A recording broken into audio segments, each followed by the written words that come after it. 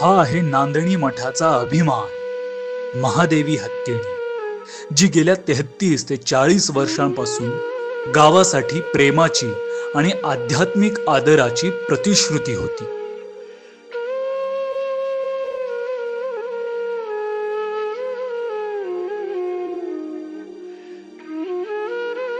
गावकऱ्यांच्या जीवनात ती फक्त प्राणी नव्हती, ती संस्कृतीची ध्वज वाहणारी मठाची आत्मा आणि नांदणीची शान होती.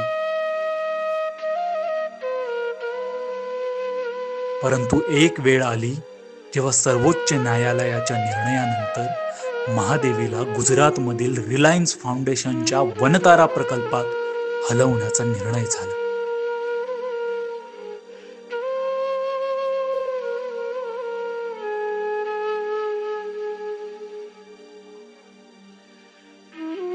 गावभर अश्रू होते. कुणीही बोलत नव्हतं, फक्त डोळे सांगत होते, माधुरी परत ये.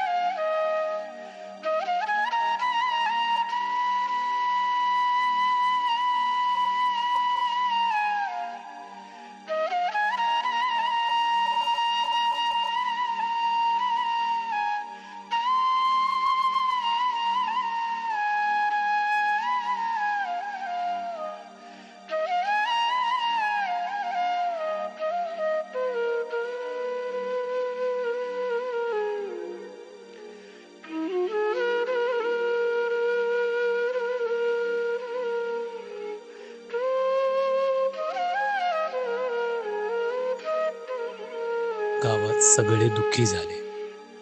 महादेवीला निरोप देताना डोळे पाणावले होते.